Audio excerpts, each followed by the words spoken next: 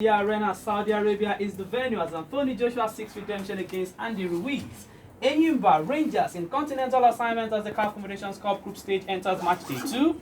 Everton sack Marco Silva as the Gunners suffer more heartbreak after losing at home to Brighton, and it's crunch time this weekend as Mönchengladbach host Bayern in Germany, Inter battle Roma in Italy as the Manchester Derby headlines EPL fixtures. It's a loaded weekend edition of Sport Express. My name is Kingsley Akpan. The international newsreel is right after. Welcome back. It's still the weekend edition of Sport Express. It's time for the international newsreel. Pedro Peter is here with the latest stories. Thank you, Kingsley. We'll kick off with boxing here ahead of Saturday's epic clash tagged the fight of the Dunes. Challenger Anthony Joshua claims he would definitely be bothered if his world title fight with Andy Ruiz Jr. was being used to sports-wash human rights abuses in Saudi Arabia. The 30-year-old Briton, who is bidding to reclaim 3 of his heavyweight world titles from Ruiz, has been criticized for agreeing to fight in Saudi Arabia despite human rights violations, with campaigners urging him to speak out against abuses in the country.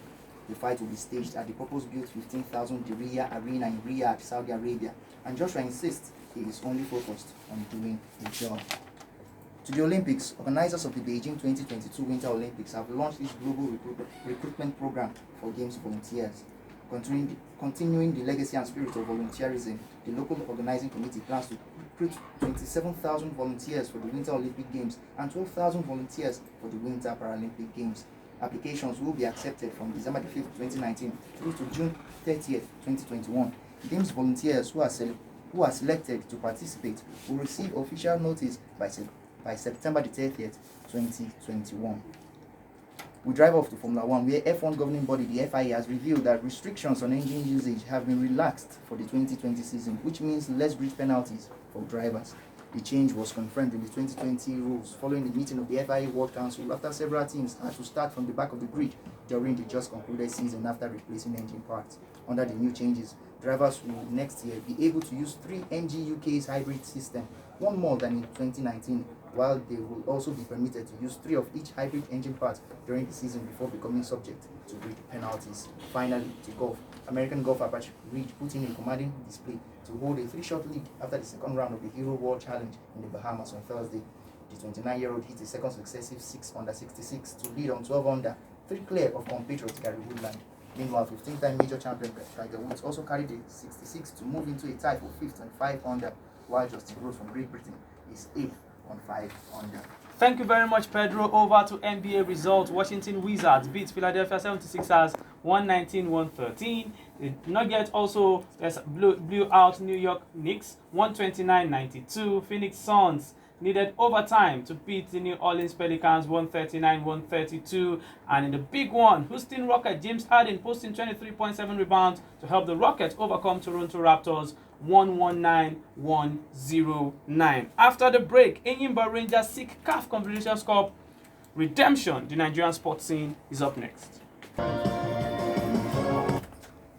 Welcome back. It's still the weekend edition of Sport Express. It's time for the Nigerian sports scene. Bolu Omoni is here. I'll call you the subordinate. So you have to act like what? Bolu, well, before we go into the big one, which has to do with Enyimba and also Rangers, because they need to get a result in their continental assignment. Let's start off from MPFL fixtures for this weekend. Abia Warriors host Aqua Starlet. It will be Adamawa traveling to play Aqua United, and we have Earthland against Plateau. Ifeanyiba hosts Wiki Tourist. It's Pillars. Yes, Pillars back. Rabi Ali is back, so this should be rejuvenated Pillars. We're hosting Delta Force. Castina will play MFM, Sunshine Nasarawa, and Lobby will travel to Warri to play Warri Wolves. Bolu, which of these games should we look forward to? Normally, like we always say, maybe because we are in this part of the country, we always look forward to seeing whatever MFM will come up with at the end of the day. Remember, they've had impressive results away from home, so I'd love to see if they can continue that run away from home. And same for Kano Pillars. Rabi Ali is back. The team looks to be back.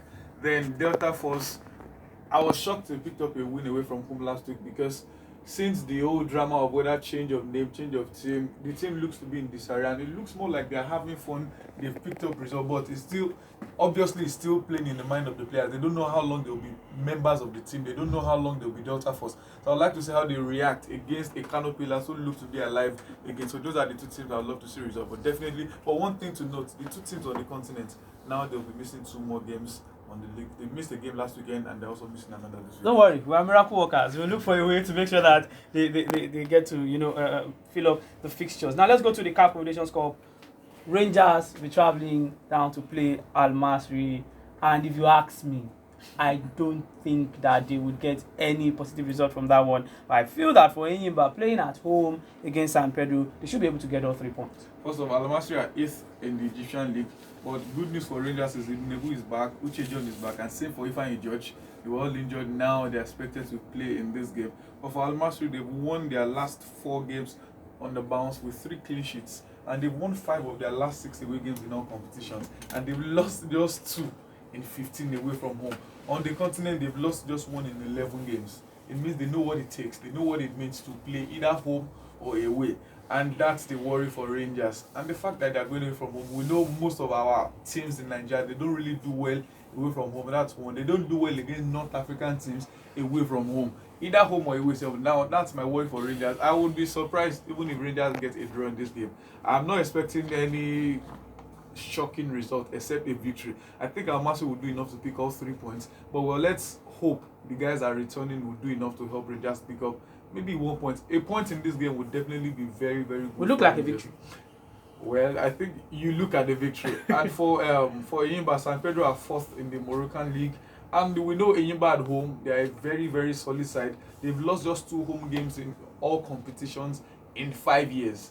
And those games were against Zamalek and Raja Casablanca. Enyimba any day, anytime. At home, they are a team to reckon with. And San Pedro, remember, they drew the first game. So I think it's 3 points for Enyimba. They have what it takes. They have the pedigree. They have the players. Remember, we are still talking about the players that have not even played yet for Enyimba this season. Yeah, true. And so I think they have a large enough squad to be able to split between continents and Nigeria. So I think it's 3 straight points for Enyimba. All right, thank you very much, Bolo Money. Any other thing on Nigerian sports? Well, for Nigeria, General said some players, they could try new players for next year, but it will be in friendly games, not for competition. And remember, our latest acquisition for Nigeria, Sario Desas. And according to Amadou Pinnick, he said his mom is Nigerian, so we're expecting him to play. And another was still the drama between Pinnick and Raw. Pinnick has said it point blank that we don't owe you any money. You have to respect the people paying your salary and everything. I just feel we have overflowed this Pinnick and Raw matter too much. Thank you very much, Bolo Money. Can Ole beat Jose and Guardiola in a matter of days? Yemi Adesina is ready to serve us all these answers and more on the World Soccer Report.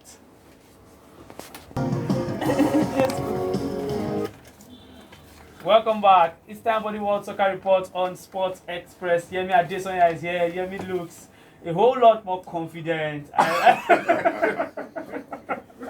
going into the weekend fixtures. But before we start from any kind of confidence booster, let's start from a morale dampening result from the Emirates. Arsenal won, Brighton 2. And you look at it and you begin to wonder, how bad can it still get? Because we thought this new Arsenal side had broken all the poor records. But they keep ahead of the stats. Arsenal have conceded 52 shots on goal in just 8 games. And they didn't concede all of that in the entire Invincibles home games. That's going too far. This is Arsenal's worst run since 1977. Okay. So That's how bad it's been. where will help come from? They have can only come from above. And right now, it's, what is amazing? 2 things. Ordinarily when a new manager comes in, there's a bounce, a rejuvenation amongst the staff. Yep. But we're not having that here. And it points to the fact that whether you like it or not, Limburg was part of Yes. the so-called Unai. Yeah, because you can't find the breakaway from the It system. seems like you are still stuck Yes. in the same I agree. position.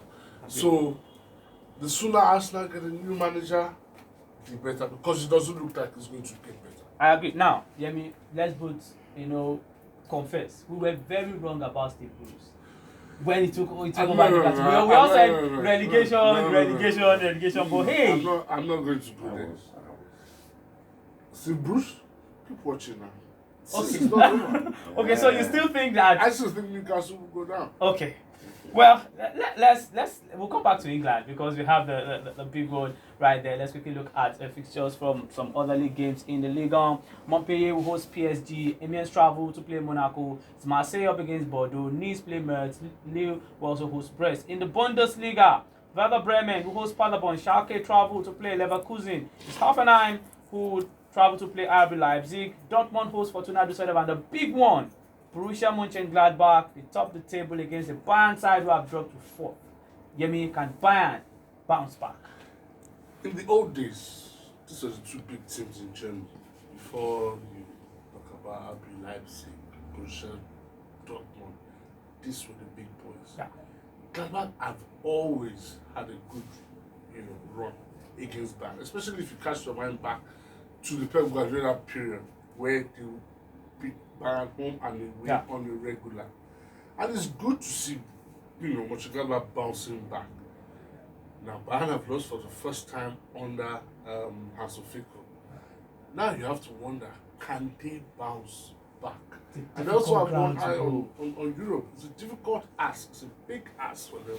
Because these guys look like they're very, very confident and they feel like they're in a really good position. Now, Bayern have a bit of an injury worry with Lewandowski, who's struggling and seems to have put off an operation till just before the winter break. So that is where I worry for Bayern. But I look at the way Mönchengladbach are playing, it looks like they can feel that, yes, we can give this a good run. So I'm actually going for a draw in this one, but you can be rest assured that you have a very explosive attack. And there should be goals also. Oh, there should be. Okay, now let's go to the Italian Serie A. Lazio will host Juventus. That should be a big one. Torino play Fiorentina. Bologna would host AC Milan. It's Udinese against Napoli. And the off-the-field controversial match. Inter versus Roma. It's embarrassing that you have some top Black Friday and all of that. The Italians racism, for as much as they try to deny it, I think it's a huge institutional problem.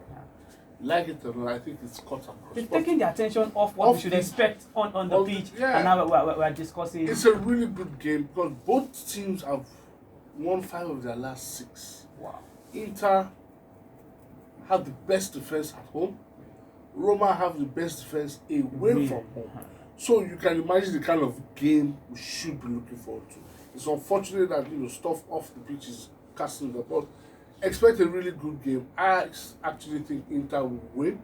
I think their team are at a very, very advanced level than Roma. Roma are just catching up, building, trying to gain momentum. So I think Inter will win that one. And of course, with Lukaku, Lautaro Martinez, the partnership and the form they are in, I think Inter have the edge. Okay, let's quickly, just breeze through what we should expect from the La Liga. Real Madrid hosts Espanyol. I beg your pardon. Mallorca travel to play Barcelona to be Osasuna against Sevilla. Betis, Bilbao, and Villarreal. Atletico Madrid is later tonight. To the Premier League, a whole lot of games. Tottenham hosts Burnley. Arsenal travel to West Ham. I think that's Monday Night Football. Bournemouth will play Liverpool. Everton, Chelsea. Well, Marco Silva has been sacked. It'll be interesting to see what the atmosphere will be like at Goodison Park after the sack yesterday. Whoever is taking over, what kind of atmosphere can Chelsea go there and just heap more misery on them? It'll be interesting to see what Goodison Park will be like going into that game on Saturday. Now, the truth about Man United this season is that they've not lost to any big team. So now they're traveling to play Man City. Yemi, just tell us United will lose, then I know United will win. Because if you say United would go there and get the result, I know what we should expect. I can't see United going there to win. I can't see it. 4 wins out of 6 against the top 6. The other 2 being draws. Fantastic. But in a 13-game league season, you need to be consistent for the entire 13 games. Why Liverpool top on the table? Because they've been consistent. You can't pick your battles and then, hey, the top 6 is just 6 teams. You have 14 or 13 other teams to worry about. Yeah. So United need to lift the spirits up. But I can't see it. I can't see it because all I see is the quality that Manchester City has. forget the fact that they're going to miss Aguero. Hey, Jesus showed me that Yeah. he probably can step in. So United might get their first defeat against the top 6 on Saturday. I think City. Okay, Yemi believes United will lose. We know Monday if it will be eggs on Yemi's faces or Yemi will come out proud and strong. That's our show. Thank you very much, Yemi Adesoya. And thank you also for staying with us all through the week. My name is Kingsley Akman. Have a lovely weekend ahead. Good morning. This